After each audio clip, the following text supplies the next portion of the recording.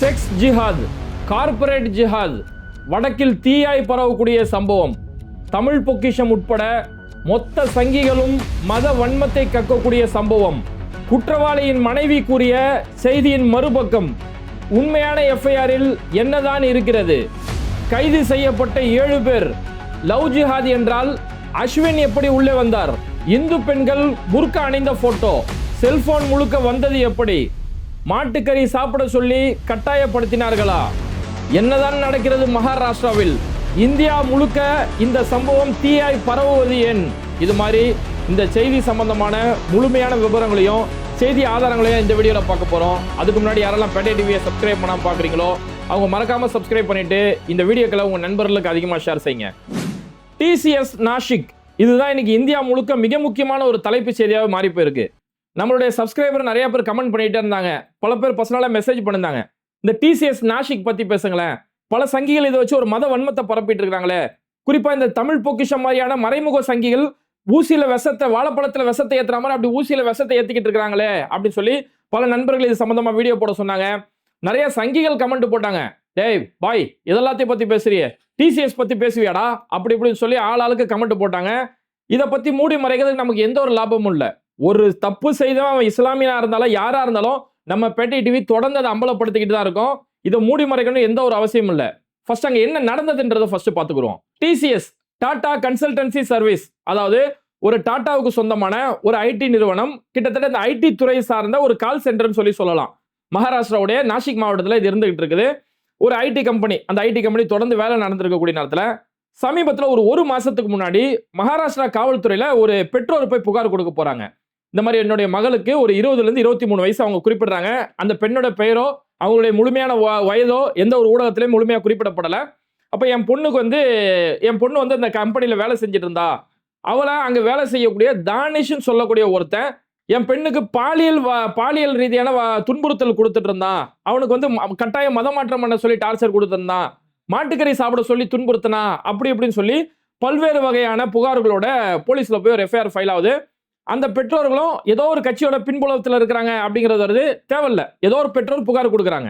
அப்போ இந்த வழக்கை விசாரிக்கக்கூடிய காவல்துறை இதோட முழுமையான விபரத்தை நம்ம தெரியணும் அப்படின்னா ஒரு அண்டர் கவர் ஆபரேஷன் பண்ண வேண்டியதும் அப்படின்னு சொல்லி போலீஸ் என்ன செய்யறாங்க, ஒரு மாறு வேஷத்துல ஒரு துப்புரவு பணி செய்யற மாதிரி, கூட்டி பெருக்கிற வேலை செய்யற மாதிரி அந்த டிசிஎஸ் கம்பெனிக்குள்ள போலீஸே வேலைக்கு போறாங்க. ஆண் காவலர்கள், பெண் காவலர்கள் எல்லாருமே ஒரு மாறு வேஷத்துல உள்ள போய் வேலை செஞ்சு அங்க என்ன நடக்குதுன்னு சொல்லி துருவி ஆராயிறாங்க. அதுக்கடுத்து இந்த புகார் கொடுக்கப்பட்ட இந்த பெண், அது இல்லாம கிட்டத்தட்ட ஒரு 12 பெண்களுக்கு மேல அங்க புகார் கொடுக்குறாங்க. புகார் கொடுத்ததன் அடிப்படையில கிட்டத்தட்ட ஒரு 7 பேர் இந்த இடத்துல கைது செய்யப்படுறாங்க. கைது செஞ்ச உடனே இந்த செய்தி நாடு முழுக்க தீயா பரவுது. பாத்தீங்களா, இஸ்லாமியர்கள் கட்டாய மதமாற்றம் பண்றாங்க, வேலை செய்யற பொண்ணுங்களுக்கு செக்ஸ் டார்ச்சர் கொடுத்து அவங்களை கட்டாய மதமாற்றம் பண்றாங்க. இதுல நிதா கான் சொல்லக்கூடிய ஒரு பெண், அவங்க தான் ஹெச்ஆரா இருக்கிறாங்க. இந்த பொண்ணு தான் இவங்களுக்கு எல்லாருமே ஆளை செட் பண்ணி கொடுக்குறாங்க. இவங்க எல்லாம் சேர்ந்து ஒரு வாட்ஸ்அப் குரூப் கிரியேட் பண்ணிட்டு இருக்காங்க, மாட்டுக்கறி சாப்பிட சொல்லி கட்டாயப்படுத்துறாங்க. பாத்தீங்களா, கேரளாஸ்வரி படத்துல காட்டினது கடைசியில் உண்மையாயிடுச்சு பாத்தீங்களா, அப்படி இப்படின்னு சொல்லி இந்த செய்தி இந்தியா முழுக்க மிகப்பெரிய அளவுல பேசப்பட்டுக்கிட்டு இருக்குது. அப்புறம் இந்த செய்தியில என்ன நடந்தது அப்படின்னு சொல்லி பார்த்தோம்னா, இப்போ இந்த விசாரணையின் அடிப்படையில் ஒரு 7 பேரை காவல்துறை கைது செய்யறாங்க. அது 7 பேர் கைது செய்யப்பட்டவங்களோட பேரு ஆசிஃப் அன்சாரி, தானிஷ், ஷஃபி ஷேக், ஷாருக் குரைஷி, ரசா மேனன், தௌசிஃப் அக்தர், அஸ்வினி சைசானி, இந்த 7 பேர் கைது செய்யப்பட்டிருக்காங்க. இல்லை நம்ம என்ன கேட்குறோம், இது உண்மையிலே லவ் ஜிஹாது, ஏதோ ஒரு இஸ்லாமிய மதத்துக்காக கட்டாய மதமாற்றம் பண்றாங்க அப்படின்னா இங்க அஸ்வினி சைசானி எப்படி உள்ள வந்தாரு? அப்ப அஸ்வினி சைசானி மதமாற்றம் பண்ண பார்த்தாரா? லவ் ஜிஹாது பண்றதுக்கு அஸ்வினி சைசானி உதவுனாரா? அப்ப இதுல கொஞ்சமாச்சும் இதை புரிஞ்சு வேணா என்ன நடந்துச்சு அப்படின்னா, இதுல முக்கிய குற்றவாளி தானிஷ் தான். அவருடைய பேரு தானிஷ் ஷேக், அந்த நபருடைய பேரு. இந்த தானிஷ் ஷேக்கும் அந்த புகார் கொடுத்தாங்களே பெற்றோர், அவங்களுடைய பொண்ணும் வந்து அந்த பொண்ணு இந்த கம்பெனில வேலைக்கு சேர்றாங்க. வேலைக்கு சேரும்போது இந்த தானிஷ் தான் அவங்களுக்கு ஹெல்ப் பண்ணியிருக்கிறாரு. அவங்க வேலைக்கு சேர்த்தோன்னே இவங்களுக்குள்ள ஒரு நட்பு ஒன்று உருவாகுது. இந்த சம்பவம் நடந்தது 2022. அப்போ ஒரு நட்பு உருவாகி அந்த நட்பு இவங்களுக்குள்ள காதலா மலர்ந்து அது அப்படியே தொடர்ந்து இவங்க அது கிட்டத்தட்ட உடல் ரீதியான தொடர்பாகவும் அவங்களுக்குள்ள உருவாகுது. உடல் ரீதியான தொடர்பு உருவாகி அவங்களுக்குள்ள ஒரு பழக்கங்கள் ஏற்பட்டிருக்க நேரத்தில் இந்த தானிஷுடைய மனைவி இருக்காங்க இல்லையா, அவங்க தான் அந்த பொண்ணு கிட்ட புகாரே சொல்றாங்க, ஏமா அவனோட நீ தொடர்பு வச்சிருக்கிறியம்மா, அவன் என் புருஷன், அவனுக்கு ஆல்ரெடி 2 குழந்தை இருக்குமா அப்படின்னு சொல்லி இந்த மனைவி தான் அவங்கள்ட்ட போய் புகார் கொடுக்குறாங்க. இவங்களுக்குள்ள ஒரு திருமணம் மீறிய ஒரு தவறான உறவு உருவாயிருக்கின்றத அந்த மனைவி தான் அவங்கள்ட்ட சொல்றாங்க. ஆனாலும் தொடர்ந்து அவங்களுக்குள்ள அந்த தொடர்பு அவங்களுக்குள்ள தொடர்ந்து நடந்துட்டு இருக்குது. அப்ப இது ஆரம்பத்திலே இது ஒரு மத மாற்ற முயற்சி, இது வந்து ஒரு கட்டாய மதமாற்றம், இதுல மாட்டுக்கறி திணிக்கிறாங்க, தொழு சொல்லி கட்டாயப்படுத்துறாங்கன்னா அந்த பொண்ணு ஆரம்பத்திலே போய் புகார் கொடுத்திருப்பாங்க இல்லையா? ஆனா தொடர்ந்து அவங்களுக்குள்ள அந்த அந்த அந்த தொடர்பு அவங்களுக்குள்ள தொடர்ந்து நடந்துட்டு இருக்குது. அந்த நபருக்காக இந்த பொண்ணு மதம் மாறுறதுக்கும் தயாரா இருக்காங்க. அவரை நம்ம காதலிக்கிறோம், அவங்களுக்குள்ள ஒரு தொடர்பு உருவாயிருச்சு. இப்போ அவரை திருமணம் செஞ்சுக்கணுங்கிறதுக்காக உன் மதத்தை கூட நான் கன்வெர்ட் ஆக கூட தயாரா இருக்கிறேன் அப்படிங்கிறதுக்காக அந்த பொண்ணு ரமலான் மாசத்துல நோன்பு வச்சிருக்காங்க. அவங்க தொழுறதுக்காக பிராக்டிஸ் பண்ணிருக்காங்க வீட்டுல. அவங்க ஹிஜாபு போடுறதுக்காக பிராக்டிஸ் பண்ணிருக்காங்க. அப்ப இதெல்லாம் பார்த்து மிரட்சி அடைஞ்ச அவங்களுடைய பெற்றோர் தான் போலீஸ்ல போய் இந்த மாதிரிலாம் என் பொண்ணு இந்த மாதிரிலாம் நடந்துக்கிறா அப்படின்னு சொல்லி அவங்க புகார் கொடுத்தது அடிப்படையில் இந்த விசாரணை நடக்குது. அப்போ 2 பேருக்குள்ள நடந்த தவறான ஒரு உறவுனால தான் இங்க இவ்வளவு பெரிய பிரச்சனை. அதுக்கப்புறம் காவல்துறை உள்ள போய் விசாரிக்கிறாங்க. இது மாதிரி பல பெண்கள் புகார் கொடுக்குறாங்க. என்னென்ன புகார் கொடுக்குறாங்க? கிட்டத்தட்ட 12 பெண்கள் கிட்ட இப்ப புகார் கொடுக்குறாங்க. புகார் கொடுக்கக்கூடிய பெண்கள் இந்த 7 பேர் இப்ப கைது செய்யப்பட்டதா சொல்றாங்க இல்லையா? இவங்க எல்லார் மேலேயும் ஒவ்வொரு புகார் சொல்லப்படுது. என்னென்ன புகார் அப்படின்னா, இவங்க வந்து நாங்க போகும்போது வரும்போது எங்களை இடிக்கிறாங்க. இவங்க நாங்க கும்பலா ஒரு இடத்துல நின்றா கூட இவங்க எங்களை தவறான பார்வை பார்க்கறாங்க. ஒரு காம பார்வை எங்களை பார்க்கறாங்க.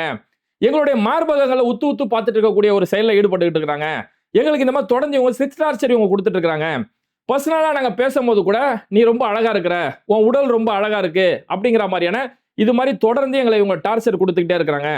இவங்களுடைய செயல்களுக்கு நாங்க இணங்கல அப்படின்னா எங்களுக்கு ஒர்க் பிரஷர் கொடுக்குறாங்க, எங்களுக்கு அதிகமான வேலைகள் கொடுத்து இது மாதிரியான செயல்களை ஈடுபடுறாங்க அப்படின்னு சொல்லி பல பெண்கள் அங்க புகார் கொடுக்குறாங்க. அப்ப இப்பேற்பட்ட புகாரின் அடிப்படையில இங்க நடக்கிறது என்ன அப்படின்னு பார்த்தோம்னா, ஒவ்வொரு இடங்கள்லயுமே பெண்கள் வேலை செய்யும் போது அங்க ஒரு பொறுக்கி இருப்பான், ஒரு புறம்போக்கு இருப்பான், ஒரு கேடுகட்ட நாய் இருப்பான் இல்லையா?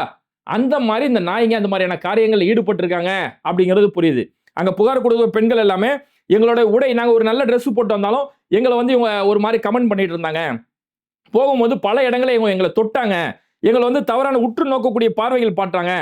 எனக்கு அது ஒரு பொண்ணோட புகார். ஒரு பொண்ணோட எஃப்ஐஆர் படிக்கும்போது எனக்கு வந்து குழந்தை இல்ல, எனக்கு குழந்தை இல்லாதெல்லாம் ஒரு மாதிரி கிண்டல் பண்ணாங்க அப்படின்ற கண்ணோட்டத்தில் வந்தது. அப்போ இந்த கேஸோட ஃபர்ஸ்ட் எஃப்ஐஆர், டோட்டலா இந்த கேஸ்ல 9 எஃப்ஐஆர் இப்போ ஃபைல் பண்ணியிருக்காங்க. ஃபர்ஸ்ட் எஃப்ஐஆர்னு ஒன்று அந்த பெற்றோர் கொடுத்தாங்க இல்லையா? அந்த எஃப்ஐஆர்ல எதுலையுமே இது கட்டாய மதமாற்றம் அப்படின்னு சொல்லி எந்த ஒரு இடத்துலயுமே மதமாற்றம் அப்படின்னு இல்ல, இது ஒரு செக்ஸ் டார்ச்சர், வேலை செய்யற இடத்துல செக்ஸ் டார்ச்சர் கொடுத்தது, இந்த மாதிரியான புகார்கள் தான் இருக்க தவிர எந்த ஒரு இடத்துலயுமே கட்டாய மதமாற்றம் அப்படிங்கிறது எந்த ஒரு எஃப்ஐஆர்லயுமே குறிப்பிடப்படல. அதுக்கப்புறம் இதுல எல்லாமே முஸ்லீம் பசங்க, இது மாதிரி அந்த பொண்ணு வந்து தொழுகை பிராக்டிஸ் பண்ணுச்சு அப்படின்னு ஒண்ணு, இது ஒருவேளை லவ் ஜிஹாதா இருக்குமோ அப்படின்ற பார்வை அந்த பாயிண்ட் ஆஃப் வியூல விசாரிக்க போனாங்க. எப்படி கேரளா ஹாதியாவோட கேஸ் இருக்கு இல்லையா? கேரளாவில் ஹாதியா அவங்க படிக்க வந்தாங்க, டாக்டர் படிக்க வந்தாங்க. படித்த இடத்துல அவங்க இஸ்லாத்தை ஏத்துக்கிட்டாங்க, ஒரு ஆணை திருமணம் செஞ்சுக்கிட்டாங்க. அப்போ இது திருமணத்துக்காக அவங்க பெற்றோர் வந்து ஒரு பிஜேபி பேக்ரவுண்ட் இருக்கவங்க. அப்போ அவங்க வந்து இந்த பொண்ணை வந்து திருமணம் செஞ்சுட்டு மதமாற்றம் செஞ்சு திருமணம் செய்ய வச்சுட்டாங்க. இது ஒரு கட்டாய மதமாற்றம், இது ஒரு லவ் ஜிஹாதுன்னு சொல்லி பெரிய அளவுல புகார் கொடுக்கப்பட்டு எண்ணெய் அளவுல விசாரிக்கப்பட்டு கூட கடைசியில் அது எந்த ஒரு லவ் ஜிஹாது எதுவும் கிடையாது அப்படிங்கிற நிரூபணம் ஆச்சா? அப்போ அந்த வழக்குடைய விசாரணையை இது லவ் ஜிஹாதா இருக்குமோ அப்படின்ற அடிப்படையில் அந்த விசாரணை நடந்திருக்குது. உங்க மதத்தை ஏதாவது டார்கெட் பண்ணி பேசினாங்களா? உங்களை மாட்டுக்கறி சாப்பிட சொல்லி ஏதாவது ப்ரெஷர் பண்ணாங்களா? இப்படின்ற பாயிண்ட் ஆஃப் வியூல இந்த விசாரணை போயிருக்குது. அதனால தான் அங்க புகார் கொடுத்த பெண்களும், ஆமா எங்களுடைய கடவுள்களை பல இடங்கள்ல இவங்க வந்து விமர்சனம் செஞ்சிருக்கிறாங்க, எங்க கடவுள்களை வந்து எங்க மத உணர்வை புண்படுத்துற மாதிரி இவங்க சில இடங்கள்ல பேசியிருக்கிறாங்க அப்படிங்கிற விஷயம் வருது. பொதுவாகவே இப்ப வேலை செய்யற இடத்துல நான் எந்த ஒரு இடத்துலயுமே இந்த குற்றவாளிகள் நியாயப்படுத்தல, அங்க என்ன நடந்திருக்கும் அப்படின்றத நம்மளால கணிக்க முடியுது. ஏன்னா முழுமையான விசாரணை நடந்திருக்கு. முழுமையான விசாரணை நடந்து உண்மை வரட்டும், எவன் குற்றம் செஞ்சாலும் அவனை நடுரோட்டை இழுத்து போட்டு அறக்கணும், நடுரோட்ல இழுத்து போட்டு அவனை சுட்டு தண்டனை கொடுக்கணும்ன்றது நம்மளோட நிலைப்பாடு. ஆனா அங்க என்ன நடந்திருக்கும் யதார்த்தத்தை பார்க்கும்போது, பொதுவாகவே ஒரு இடத்துல வேலை செய்யும் போது அவங்களுடைய மதம் சார்ந்த விஷயங்களை பேசுறது யதார்த்தம் தான். அப்போ ஒருத்தர், அதுவும் வட மாநிலன்றது முழு மத வன்மத்துல பறக்கும். இவன் அவன் மதத்தை பத்தி திட்டுறது, அவன் இவன் மதத்தை பத்தி விமர்சனம் செய்யறது, இது வட மாநிலத்துல ஒரு கேவலமான செயல் நடக்கும். அந்த மாதிரி ஒரு செயல் அங்க நடந்திருக்கும். அப்ப ஆமா என்ன இவங்க மதம் மாற்றம், எங்க மதத்தை பத்தி இவங்களா பேசியிருக்கிறாங்க. ஏன்னா இங்க மைக்கேல்பட்டியில அண்ணாமலையோட இஷ்யூ நடக்கும்போது அண்ணாமலை வந்து அது வந்து கட்டாய மதமாற்றம், அண்ணாமலை இதே மாதிரி ஒரு அரசியல் ஒன்று பண்ணிட்டு இருந்தாரு. அப்போ போலீஸ் போய் விசாரிக்கும் போது ஒன்னு அவங்க மதம் மாற சொல்லி ஏதாவது ப்ரெஷர் கொடுத்தாங்களா அப்படின்னும் போது, இல்ல அந்த சிஸ்டர் வந்து என்ன ஒரு தடவை கேட்டிருந்தாங்க, நீ மதம் மாறனா கூட மாறிக்கலாம் அப்படின்னு சொல்லியிருந்தாங்க. ஆனா இந்த இடத்துல வந்து அந்த பெண், அந்த மைக்கேல்பட்டி பெண் தான் சொல்றேன், இந்த இடத்துல வந்து அவங்க பணிச்சுமை அதிகமா கொடுத்துறாங்க, அதனால தான் நான் சூசைட் பண்ணிட்டேன்னு சொன்னாங்க இல்லையா? அப்ப இந்த இடத்தை பொறுத்த வரைக்கும் அவங்க பர்சனலா அவங்க பேசும்போது இவங்க மதத்தை பத்தி அவங்க பேசுறது, அவங்க மதத்தை பத்தி இவங்க பேசுறது, இது அங்க நடந்திருக்கலாம் அப்படிங்கறத நம்மளால புரிஞ்சிக்க முடியுது. கட்டாயமா மாட்டுக்கறி வந்து கட்டாயப்படுத்தி எங்களை சாப்பிட வச்சாங்க அப்படிங்கிற மாதிரியெல்லாம் சொல்லப்படுது. யாருமே அப்படி கட்டாயப்படுத்தி மாட்டுக்கறி கொடுக்கப்பட்டா யாராவது ஒருத்தர் போய் புகார் கொடுக்க மாட்டாங்களா? 2022ல இருந்து இந்த பிரச்சனை நடக்குதுன்னு சொல்லப்படுது. அப்ப யாராவது வெளியில போய் சொல்லிருக்கோம், அதை எப்படி கட்டாயப்படுத்தி மாட்டுக்கறி சாப்பிட வைப்பாங்க? இதெல்லாம் கேட்கும் போது இந்த வழக்கு இது வந்து ஒரு லவ் ஜிஹாதின் அடிப்படையில் இந்த வழக்கை கொண்டு போயிட்டு இருக்காங்க அப்படிங்கிறத இந்த இடத்துல புரிஞ்சுக்க முடியுது. ஏன்னா புகார் இந்த விஷயத்தை வெளியில கொண்டு வரதுக்கு மெயின் காரணமே அந்த தானிஷ் ஷேக் இருக்கார் இல்லையா, அவரோட மனைவி தான். அவங்க தான் அந்த பொண்ணுகிட்ட போய் சொல்றாங்க, ஏமா அவன் ஆல்ரெடி கல்யாணம் ஆனவா, அவனுக்கு 2 குழந்தைங்க இருக்குமா, அவன் கூட நீ பழகிட்டு இருக்கியே அப்படின்னு சொல்றாங்களே. இன்னைக்கு அந்த மனைவி அவங்க வந்து இன்னைக்கு வந்து மீடியால வந்து பேட்டி கொடுக்குறாங்க. அவங்க சொல்லக்கூடிய விஷயம்னா, என் புருஷன் தவறு செஞ்சான், அந்த பொண்ணும் தவறு செஞ்சிச்சு, இவங்க 2 பேருக்குள்ள ஒரு தவறான ஒரு நிலைப்பாடு இருந்தது. ஆனா மீதி உள்ளவங்க கைது செய்யப்பட்டாங்க இல்லையா, அவங்க யாருமே குற்றவாளிகள் கிடையாது, அவங்கள இந்த வழக்குல சிக்க வைக்கப்பட்டவர்கள் அப்படின்னு சொல்லி அந்த பொம்பளை சொல்றாங்க. தான் கணவன் தப்பு செஞ்சான்ற அவங்க ஒத்துக்கிறாங்க. ஆனா மத்தவங்களாம் இந்த வழக்கை வந்து ஒரு அரசியல் ரீதியா நீங்க கொண்டு போயிட்டு இருக்காங்க, அரசியல் ரீதியா இந்த வழக்கை கொண்டு போறதால இவர்கள் எல்லாம் இந்த வழக்குல சம்பந்தம் இல்லாதவர்கள் சிக்க வைக்கப்பட்டிருக்காங்க.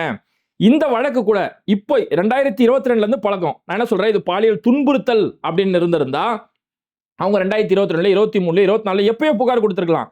இப்ப ஏன் இது வெளியில வருதுன்னா, அவங்களுக்குள்ள ஒரு உறவு முறிவு ஏற்பட்டு விட்டது. எப்ப அவங்களுக்குள்ள ஒரு உறவு முறிவு ஏற்பட்டதோ அந்த உறவு முறிவின் வெளிப்பாடால தான் இந்த புகார் கொடுக்கப்பட்டிருக்கு அப்படின்னு சொல்லி அந்த மனைவி அந்த விஷயத்தை வெளிப்படுத்துறாங்க. அப்ப இது நடந்தது ஏதோ ஒரு மதம் சார்ந்த விஷயமோ, மதத்துக்கும் இதுக்கும் ஒரு அளவு கூட சம்பந்தமும் இல்ல. ஏன்னா கொஞ்சமாச்சும் ஒரு அடிப்படை அறிவு வேணாம். இப்ப இஸ்லாம் மதம் என்ன சொல்லுது, எந்த ஒரு பெண்ணையும் பார்ப்பதே தவறுன்னு சொல்லுது இஸ்லாம். ஒரு அந்நிய பெண் சாலையில நடந்து போறாங்கன்னா யதார்த்தமா ஒரு அந்நிய பெண்ணை பார்த்தா உன் பார்வையை தாழ்த்திக்கோ அப்படின்னு நபிகள் நாயகம் சொல்றாங்க. ஒரு பெண் மேல உன் பார்வைப்படுதுன்னா உன் பார்வையை தாழ்த்திக்கோ. நீ அந்த பெண்ணை 2வது முறை, அந்த பெண் அழகா இருக்காங்களே சொல்லி 2வது முறையா உன்னோட பார்வையை அந்த பெண் மேல நீ செலுத்தின அப்படின்னா அது நீ பார்க்கல, அது ஷைத்தானுடைய பார்வை, அது சாத்தானுடைய பார்வை அப்படி சொல்லி அந்த 2வது பார்வை பார்க்கிறதை இஸ்லாம் எவ்வளவு மோசமாக கண்டிச்சு பேசுது. ஒரு அந்நிய பெண்களை நீங்க பார்க்கிறது, தவறான முறையில பார்க்கிறது, அது பார்வையால செய்யக்கூடிய விபச்சாரம். ஒரு அந்நிய பெண்ணை நீங்க இச்சையோட தொடுறது அப்படிங்கிறது அது உன் கையால செய்யக்கூடிய விபச்சாரம். ஒரு அந்நிய பெண் கிட்ட நீ தவறு செய்வதற்காக நீ அங்க நடந்து போறேன்னா அது உன் காலால செய்யக்கூடிய விபச்சாரம் சொல்லி அந்நிய பெண்கள் விஷயத்துல எவ்வளவு கண்ணியமா நடந்துக்கணும்ன்றத இஸ்லாம் இந்த அளவுக்கு வலியுறுத்துது. அப்ப இந்த அளவுக்கு இஸ்லாம் தடுத்த, அதாவது ஒரு பெண்ணை தவறான இடத்துல தொடுறானுங்களே, பெண்ணை தவறா தொடுறான், பெண்ணை கேவலமா கேடுகட்டத்தனமா பெண்களை பார்த்து ரசிச்சுக்கிட்டு இருக்கிறான், அந்த பெண்ணோட விபச்சாரம் செய்யறான் அப்படின்னா இப்பேற்பட்ட இஸ்லாம் தடுத்த எல்லா கேடுகட்ட காரியத்தையும் செய்வான். இதே இஸ்லாமிய ஆட்சியா இருந்தா இவனுக்கு மரண தண்டனை கொடுக்கப்பட்டிருக்கும். ஏன்னா திருமணம் முடிச்சு ஒருத்தன் விபச்சாரம் செஞ்சாலோ, திருமணத்துக்கு முன்னாடி விபச்சாரம் செஞ்சாலோ அது தண்டனைக்குரிய குற்றம் இஸ்லாத்தை பொறுத்த வரைக்கும். அப்ப இஸ்லாம் தடுத்த இவ்வளவு மோசமான பெரும்பாவங்கள்ல ஒண்ணு ஒருத்தர் செய்யறான், அவனா மதமாற்றம் செய்ய போறான். இந்த நாய் மதத்தை விட்டுட்டு தான் எல்லா காரியத்தை செய்யுது, இவன் எப்படி மதமாற்றம் செய்ய வருவான்? கொஞ்சமாச்சு யோசிக்க வேணாம். ஒண்ணு அவன் மதமாற்றம் அப்படின்ற பாயிண்ட் ஆஃப் வியூல செஞ்சிருந்தானா இங்க தவறுகள் செஞ்சிருக்க மாட்டான். மதத்துக்காக செய்யறவன் மதம் தடுத்த தவற செய்ய மாட்டான். இல்ல அவன் தவறு செஞ்சிருக்கான் அப்படின்னா அவன் மதம் மாற்றத்துக்கான முயற்சி ஈடுபட மாட்டான். அப்ப இந்த ரெண்டுல ஏதோ ஒண்ணுதான் உண்மையா இருக்கும். அப்ப இந்த வழக்கு ஒரு அரசியல் ரீதியா கொண்டு செல்லப்படுது. மகாராஷ்டிராவில் இருக்கக்கூடிய, குறிப்பா நாசிக் மாவட்டத்தில் இருக்கக்கூடிய ஒட்டுமொத்த சங்கிகள் இன்னைக்கு களத்துல இறங்கி நாங்க நீதி கேட்கிறோம் அப்படி இப்படின்னு சொல்லி பெரிய அளவுல இந்த பிரச்சனையை கொண்டு போயிட்டு இருக்காங்க. நம்ம சொல்றது என்னன்னா, இங்க அவனுங்க புனிதர்கள் அப்படின்னு நம்ம எங்கேயுமே பேசல. அந்த பல பெண்கள் புகார் கொடுத்திருக்காங்க. இந்த வழக்கு இன்னும் விசாரிக்கப்படணும். விசாரிக்கப்பட்டு அது உண்மையா இருந்தா, குற்றம் செஞ்சவன் 7 பேரும் குற்றவாளியா இருந்தா, இது லவ் ஜிஹாது கிடையாதுன்றது நிரூபணமாகுது. ஏன்னா அதுல குறிப்பா அஸ்வினி சைசானி அப்படின்னு சொல்லக்கூடிய ஒரு இந்து மதத்தை சேர்ந்த ஒருத்தர் இருக்காரு. அப்ப அஸ்வினி சைசானி எப்படி லவ் ஜிஹாதுக்கு உதவாரு? அது லவ் ஜிஹாத் தான் எப்படி அஸ்வினி சைசானி உள்ள வந்தாரு? இதுலயே தெரியுதா, இதுல மதத்துக்கோ லவ் ஜிஹாதுன்ற பேருக்கோ எந்த ஒரு சம்பந்தமும் இல்ல அப்படிங்கிறது அம்பலமாகுது. அதனால நம்ம திரும்ப திரும்ப சொல்றது என்னன்னா, இந்த அஸ்வினி சைசானியை சேர்த்து ஒட்டுமொத்தமா 7 பேர் ஆண்கள் இருக்கானுங்க இல்லையா, இந்த 7 பேரையும் முறைப்படி விசாரிக்கணும். அங்க உண்மையில தவறு நடந்திருந்தா அங்க இந்திய தண்டனை கொடுக்காதீங்க. அவங்களுக்கு பெண்கள் எப்படி நாசப்படுத்துற நாய்களுக்கு இந்திய தண்டனை கொடுக்காதீங்க, இஸ்லாமிய தண்டனை கொடுங்க. நட்ரோட்ல வச்சு அந்த நாய்களுக்கு அவ்வளவு பெரிய தண்டனை கொடுங்க. நட்ரோட்ல வச்சு கல்லால் அடிச்சு சாவடிங்க. நட்ரோட்ல வச்சு அவங்களை நாயை சுடுறாம சுட்டு சாவடிங்கன்னு சொல்லி நம்ம சொல்றோம். ஏன்னா இந்திய தண்டனை கொடுக்கப்பட்ட என்ன ஆகும்னா, டெல்லியில நிர்பயாவோட கேஸ் இருக்குது. அவ்வளவு பெரிய இந்தியா முழுக்க போராட்டம் நடந்து அந்த கைது செய்யப்பட்ட குற்றவாளியை ஒரு கட்டத்துக்கு மேல அவனுக்கு விடுதலை செஞ்சு அவனுக்கு தையல் மிஷின் கையில செலவுக்கு காசு கொடுத்து விடுதலை செய்யுது. இங்க ஒருத்தனை கோயம்புத்தூர்ல பாலியல் வழக்கு நடக்கும்போது சின்ன பிள்ளைங்களை கற்பழிச்சு நாசப்படுத்தினான், அவனை பெயில்ல விட்டாங்க. போய் சொந்த தாயை சாவடிச்சான். அதுக்கப்புறம் அவனை திரும்ப வந்து இன்னைக்கு கோர்ட்ல அவனை ரிலீஸ் பண்ணப்படுது. அப்ப இந்த மாதிரி ஏன் பில்கிஸ் பானோட குற்றவாளி எடுத்துக்கிறோமே, பில்கிஸ் பானோட வழக்கோட குற்றவாளி எடுத்துக்கிட்டாலும் அவர்கள் எல்லாம் பிராமண சமூகத்தை சேர்ந்தவர்கள், அவர்கள் நல்லவர்கள் அப்படின்னு சொல்லி இந்த காரணத்தை சொல்லி எல்லாம் விடுதலை செய்யறாங்கல்ல. இந்த மாதிரி விடுதலை செய்யாம அந்த நாய்களுக்கு இந்திய சட்டத்தை நடைமுறைப்படுத்தாம இவங்க இஸ்லாமிய பெயர் கொண்டு இருக்கிறாங்க இல்லையா, அவனுங்களுக்கு இஸ்லாமிய தண்டனையே கொடுங்கன்னு சொல்றோம் நாம. அவனுங்க நடுரோட்ல வச்சு கல்லால் அடிச்சு சாவடிங்க, அவனுங்க நடுரோட்ல வச்சு சுட்டு சாவடிங்க. அப்படி நீங்க சுட்டு சாவடிக்கக்கூடிய ஒரு தண்டனை கொடுத்து பொதுமக்கள் எல்லாரும் ஒண்ணா நிக்க வச்சு இந்த நாய்கள்லாம் சுட்டு சாவடிங்க அப்படின்னு சொன்னா அவனுங்களோட நெஞ்சில பாயக்கூடிய முதல் தோட்டா ஒரு இஸ்லாமியனோட தோட்டாவா தான் இருக்கும். அந்த அளவுக்கு இது இஸ்லாத்திற்கோ இஸ்லாமியர்களுக்கோ துளி அளவு கூட சம்பந்தம் இல்லாத ஒரு விஷயம். இதை மதத்தோட தொடர்பு படுத்துறது முழு வன்மம். இந்த தமிழ் பொக்கிஷன் ஒரு சேனல்ல காலையில் அந்த வீடியோ பார்த்தேன். அப்படியே வாழைப்பழத்துல ஊசி ஏத்துற மாதிரி மனுஷன் விஷத்தை ஏத்துறாப்புல. இந்த மாதிரி நம் பெண்கள் அங்க போய் இருக்கும்போது இப்படி மத வென்றும் அவர் எஞ்சும் அப்படின்னு சொல்லி அவர் தமிழை பேசுவாப்புல. போகக்கூடிய இடத்தெல்லாம் இப்படி மதவரி பரப்பப்படுது, வலதுசாரிகள்லாம் இது லவ் ஜிஹாதுன்னு சொல்லி ஒரு குற்றச்சாட்டு சொல்றாங்க. ஆனால் அது மறுப்பதற்கு இடமில்லை அப்படிங்கிறார். அப்படியே நான் லவ் ஜிஹாதுன்னு சொல்ல, ஆனா அவங்க சொல்றதை மறுக்கவும் முடியாது அப்படின்னு சொல்லி அப்படி வாழைப்பழத்துல ஊசி ஏத்துற மாதிரி ஏத்துறாப்புல. ஏன்டா அவன் விபச்சாரம் செய்யற கேடு கட்ட நாய் அவன் எப்படி அந்த பெண்களை மதம் மாற்றம் பண்றதுக்கு முயற்சிப்பான்? அந்த மதத்தை மீறி தான் விபச்சாரம் செய்ய போறான். அந்த நாய் எப்படி மதத்துக்கு உதவி செய்ய வருவான்? இந்த அடிப்படை அறிவு வேணாம். அவங்க இந்த மாதிரி நம்ம பெண்கள் வேலை செய்யக்கூடிய இடத்துல நம்ம தான் கவனமா இருக்கணும். நம்ம பெண்கள் 25 வயசுல இருந்து 30 வயசு இருக்கக்கூடிய பெண்கள் வேலைக்கு போறாங்க. 25,000 18,000 சம்பளத்துக்கு போகும்போது நம்மளுடைய வறுமையை பயன்படுத்தி அவங்களோட மதத்தை நம்ம மேல திணிக்க பார்ப்பாங்க. இது மோசமான ஒரு செயல். இந்த மாதிரி மத ரீதியா நம்மளை போட்டு துன்புறுத்த பார்க்கக்கூடிய ஒரு செயல்கள் நடந்துட்டு இருக்கு அப்படி அப்படின்னு சொல்லி இது ஏதோ இஸ்லாமிய மதம் இதை செய்ய சொன்ன மாதிரி. ஏன்னா தமிழ் பொக்கிஷன் சேனலை பொறுத்த வரைக்கும் சமீபத்தில் கத்தார்லயா குவைத்லயா ஃபுட்பால் நிகழ்ச்சி நடந்துச்சு. அந்த ஃபுட்பால் ஸ்டேடியம் கட்டப்பட்டது உலகமே பிரம்மாண்டமா பேசுச்சு இல்லையா? அந்த நேரத்தில் இவரு எப்படி வீடியோ போட்டாருன்னா, இந்த ஸ்டேடியம் கட்டுறதுக்காக 250க்கு மேற்பட்ட ஊழியர்கள் கொல்லப்பட்டாங்க, அவங்களுக்கு முறையான நிதி உதவி கூட இறந்ததுக்காக முறையான நிதி உதவி கூட செய்யப்படலை அப்படி இப்படின்னு சொல்லி அப்படியே வன்மத்தை இறக்குவாப்புல. ஆப்கானிஸ்தான்ல தாலிபான்கள் ஆட்சியை பிடிக்கிற நேரத்தில் அந்த டைம்ல வைரலா இருந்தது. அப்போ ஆப்கானிஸ்தான்ல பெண்கள் அடிமை சந்தையில விற்பாங்க, அப்படி அடிமையா கொண்டு போய் பெண்கள் அடிமை சந்தையில விற்பாங்கன்னு சொல்லி இஷ்டத்துக்கு மனுஷன் அவதூறு அடிச்சு விட்டுட்டு இருப்பாப்புல. ஆனா இன்னைக்கு பாருங்க, இந்திய அரசே அந்த ஆப்கானிஸ்தான் தாலிபான்களை இங்க கூப்பிட்டுட்டு இங்க இந்திய அரசு அவங்களை கௌரவப்படுத்திருக்காங்க. அப்ப பெண்கள் அடிமை சந்தையில பயன்படுத்தக்கூடிய தீவிரவாதிகளே இந்திய அரசு கூட்டு கௌரவப்படுத்துது. அதனால இது மாதிரி மத வன்மத்தை பரப்பக்கூடிய நபர்கள்ட்ட உண்மையாவே உஷாரா இருக்க வேண்டியது ரொம்ப முக்கியம். ஏன்னா இந்த வழக்குல இன்னொரு ஒரு டீட்டெயிலும் நம்மளால படிக்க முடிஞ்சது. அதுல 7 பேரை கைது செஞ்சாங்க. அதுல ஒருத்தனுடைய செல்போன்ல தௌசிஃப் நினைக்கிறேன் அவன் பேரு. அவனுடைய செல்போன்ல பார்க்கும்போது பல பெண்கள் அவங்களுடைய இந்து பெண்கள் அவங்க ஹிஜாப் அணிந்த போட்டோலாம் அவங்க போட்டோல பார்க்க முடிஞ்சது அப்படிங்கிறது. இது கூட நீங்க கொஞ்சம் நல்லா பிராக்டிகலா யோசிச்சு பார்த்தோம்னா, இப்ப பல கம்பெனிகளை வேலை செய்யும் போது கேரளாவோட ஓணம் ஃபெஸ்டிவல் வரும். ஓணம் கேரளாவோட செலிப்ரேஷன். ஆனா நம்ம தமிழ்நாட்டில் சென்னையில எங்க ஒரு வேலை செய்யக்கூடிய ஐடி கம்பெனிகள்ல அங்க வேலை செய்யக்கூடிய பெண்கள் எல்லாருமே அவங்க அந்த கேரளா ட்ரெஸ், அந்த கேரளா ட்ரெடிஷனல் ட்ரெஸ்ஸை போட்டு அந்த சாரி போட்டு போறதை நம்ம பல இடங்களை பார்த்துருப்போம். அந்த மாதிரி பெருநாள் ரம்ஜான் அன்னைக்கு ஐடியில் வேலை செய்யறவங்க அவங்க ஒரு ஆசைக்காக அந்த ஹிஜாபை போட்டு அவங்க போட்டோ எடுத்துருக்கலாம், அதை இந்த நம்பர் போட்டோ எடுத்துருக்கலாம், இது நடந்திருக்கலாம். ஏன் இப்படி நடந்திருக்கலாம் நம்ம ஒரு சந்தேகத்தை முன் வைக்கிறோம்னா, அந்த வழக்கில் இன்னொன்னுமே சொல்லப்படுது. அந்த ஐடியில் வேலை செய்யறவங்கலாம் ஒரு இடத்துல போய் ஸ்விமிங் பூல்ல போய் குளிச்சிருக்காங்க. அந்த ஸ்விமிங் பூல்ல குளிக்கும் போது அவங்க அந்த குளிக்கக்கூடிய பெண்கள் ஆண்கள் எல்லாருமே அவன் போட்டோ எடுத்துட்டு அந்த ஒவ்வொரு பெண்கள்ட்டையுமே அந்த போட்டோவை காட்டியிருக்கான். நீ சூப்பரா இருக்கிற, உன் உடல் அமைப்பு அழகா இருக்குன்னு சொல்லி இவன் அந்த பொண்ணை பார்த்து சொல்லியிருக்கான். அதுவும் அந்த பாதிக்கப்பட்ட பெண்கள் சொல்றாங்க, ஸ்விமிங் பூல்ல குளிச்சதை போட்டோ எடுத்துட்டு என்கிட்ட காட்டினா உன் உடம்பு ஷேப் நல்லா இருக்கு அப்படின்னு சொல்லி என்கிட்ட காட்டி கமெண்ட் பண்ணா அப்படின்னு சொல்லி. அப்போ அந்த பெண்கள் எது பண்ணாலும் அவங்க போட்டோ, ஏன்னா இது ஐடி கம்பெனில இந்த ஒரு கேடுகட்ட காரியம் தொடர்ந்து நடந்துட்டு இருக்கும். இந்த ஐடி கம்பெனில இந்த மாதிரி கேடுகட்ட கலாச்சாரம் தொடர்ந்து நடக்கும்ல, அதோட வெளிப்பாடு தானே தவிர இதுக்கும் மதத்துக்கும் துளி அளவு சம்பந்தம் கிடையாது. இப்ப நான் என்ன கேட்கிறேன், இதுக்கும் மதத்துக்கும் தொடர்பு படுத்தினா அப்ப இதுக்கு முன்னாடி நடந்த எல்லா கூட்டத்தையும் நீ மதத்தோட தொடர்பு படுத்துவியா? நிர்மலா தேவி ஞாபகம் இருக்கா? நிர்மலா தேவி 2018 ரொம்ப பிரபலமான சம்பவம் தமிழ்நாட்டில் தீயா பிறந்துச்சு. நிர்மலா தேவின்னு சொல்லக்கூடிய ஒரு பேராசிரியர் அங்க படிக்கக்கூடிய பல பெண்களை நீ இந்த பெரிய மனுஷனோட அட்ஜஸ்ட் பண்ணி போனோம், அதுல அன்னைக்கு தேதியில் ஆளுநராக இருந்த நபருடைய பேர்லாம் அதுல அடிபட்டது. அவங்களோட நீ அட்ஜஸ்ட் போ, உனக்கு இதெல்லாம் கிடைக்கும் அதெல்லாம் கிடைக்கும்னு சொல்லி அந்த ஆசை வார்த்தை காட்டின சம்பவம் நடந்துச்சு. அப்ப அவங்க எந்த மதத்தை சார்ந்தவங்க? அந்த மதத்துக்கு அதுக்கு தொடர்பு இருக்கா? பொள்ளாச்சியில் அவ்வளவு பெரிய பாலியல் வழக்கு நடந்துச்சு இல்லையா? அவ்வளவு பெரிய பாலியல் வழக்கு நடக்கப்பட்டு 200க்கும் மேற்பட்ட பெண்கள் நாசமாட்டப்பட்டதா சொல்லப்பட்டது. அப்ப அந்த வழக்கு ஒரு எந்த மதத்தை சார்ந்தவங்க? அப்ப அந்த மதம் அப்படி செய்ய சொல்லுதா? அது அந்த மதம் சார்ந்த ஒரு காரியத்துக்காக செய்யப்பட்டதா? தர்மஸ்தலா இப்ப சமீபத்தில் கர்நாடகாவில் நடந்தது. ஒரு மடத்துக்குள்ள நடந்த சம்பவம். அந்த மடத்துல வேலை செஞ்ச ஒரு துப்புரவு பணியாளர் ஒருத்தர் அவர் அதுக்கடுத்து போலீஸ்ல போய் புகார் கொடுக்குறாரு. நான் 1995 இருந்து 2014 வரைக்கும் இந்த தர்மஸ்தலா மடத்துல நான் வேலை செஞ்சேன். நான் மட்டுமே கிட்டத்தட்ட 100க்கும் மேற்பட்ட பிணங்களை நாங்க அடக்க செஞ்சிருக்கிறேன் அப்படின்னு சொல்லி சொன்னாரு. அந்த வழக்கை அங்க தோண்டி விசாரிக்கும் போது பல எலும்பு கூடுகள், மண்டை ஓடுகள் அந்த இடத்துல இருந்து வெளியில வந்தது. அப்ப இதுக்கு என்ன சொல்லுவீங்க? இது எந்த மதத்தோட தொடர்படுத்தீங்க? ஒரு மதத்தோட மடத்துல சம்பவம் நடந்துச்சு. அப்ப இது அந்த மதத்தோட தொடர்புபடுத்த முடியுமா? யாருமே மதத்தோட தொடர்பு படுத்த மாட்டாங்க. அப்படி மதத்தோட தொடர்பு படுத்தினா அவனோட முட்டாள் யாருமே கிடையாது. இது ஒரு மதத்துல இருக்கக்கூடிய ஒரு நபர், ஒரு குற்றவாளி, அவன் ஒரு குற்றவாளி, அவன் ஒரு கேடுகட்ட மனிதன், அவனை தான் பேசணுமே தவிர, அப்படிதான் நம்ம இத்தனை நாளா தொடர்ந்து பேசிட்டு இருந்தோமே தவிர இந்த சங்கிகளை மாதிரி கேடுகட்டத்தனமா எவனும் பேசுறது இல்ல. ஒரு மதத்தை சேர்ந்த ஒருத்தன் தப்பு செஞ்சுட்டானா அது அந்த மதத்தோட தொடர்படுத்துறது. அவன் பேர் ஒரு முஸ்லீம் பேரா இருந்தா போதும், அதை அந்த மதத்தோட தொடர்படுத்தி இது லவ் ஜிஹாது, கார்பரேட் ஜிஹாது, எஜுகேஷன் ஜிஹாது, லேண்ட் ஜிஹாது, ரெயின் ஜிஹாதுன்னு சொல்லி இஷ்டத்துக்கு அது ஒரு பேரை வைக்கிறாங்க. மும்பையில் சாரதா அஃப்தாப் கேஸ் ஞாபகம் இருக்கா உங்களுக்கெல்லாம்? பெரிய அளவில் வைரலாக போயிட்டு இருந்தது. சாரதா அஃப்தாப் சொல்லி 2 பேர், அவங்க 2 பேர், அந்த அஃப்தாப்ன்ற முஸ்லீம், சாரதா இந்து பொண்ணு. இவங்க 2 பேரும் இந்த மாதிரி ஏதோ ஐடி ப்ரொஃபஷனில் வேலை செஞ்சுக்கிட்டு 2 பேரும் பல மாதங்களா லிவின்ல இருந்தாங்க.